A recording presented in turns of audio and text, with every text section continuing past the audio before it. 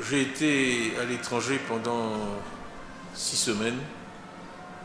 Un parti comme le PDCI a une activité, certes en Côte d'Ivoire, sur le territoire national, mais c'est un parti qui a une mission qui va bien au-delà de la Côte d'Ivoire, comme ses origines même l'indiquent, Rassemblement démocratique africain.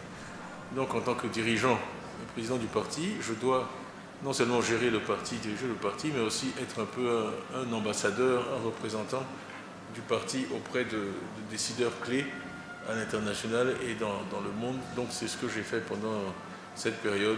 J'ai eu vraiment des dizaines de contacts avec des responsables, aussi bien en Europe, dans différents pays européens, en France, au Royaume-Uni, en Allemagne, qui sont vraiment les principaux, les leaders de l'Europe, aux États-Unis, où j'ai également de nombreux contacts. Et puis ensuite, la manifestation donc, des Jeux Olympiques a permis aussi beaucoup d'échanges avec des chefs d'État africains. Donc beaucoup d'entre eux étaient à Paris.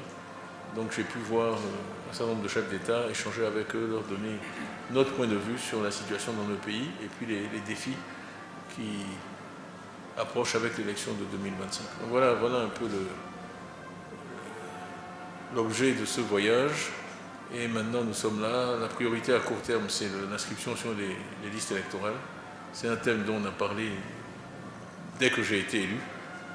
Je crois que le fait qu'il faut que le nombre d'Ivoiriens en âge de voter inscrits sur les listes croisse de façon très importante et maintenant accepté, reconnu par tous.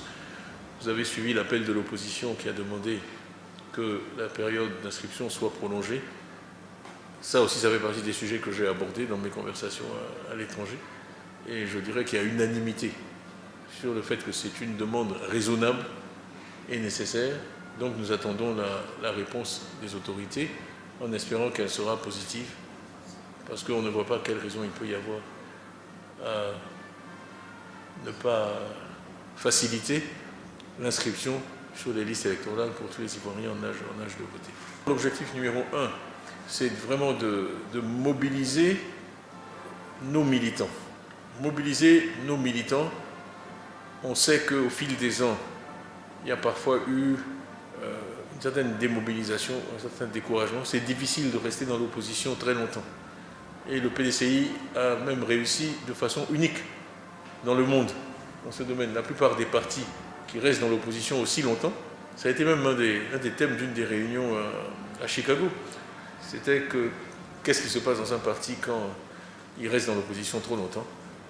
Dans la plupart des cas, le parti implose et puis toute l'énergie est tournée vers l'intérieur, les gens se mangent le nez les uns les autres. Ce n'est pas ce qui s'est passé au PDC. Et Dieu merci, on a un parti qui est bien présent, en bonne santé. Maintenant, il faut simplement le redynamiser. Et puis aussi, comme vous avez vu à travers différentes initiatives, recruter. Le militant, c'est l'élément essentiel d'un parti. Donc, renouveler la base, élargir la base de militants comme on le fait actuellement, c'est vital. Très très heureux de voir qu'il y a des adhésions en grand nombre partout en Côte d'Ivoire, du nord au sud, de l'ouest à l'est, et aussi à l'étranger, dans la diaspora. Et ensuite mobiliser tout ce monde-là pour qu'ils soient inscrits sur les listes électorales et qu'ils votent.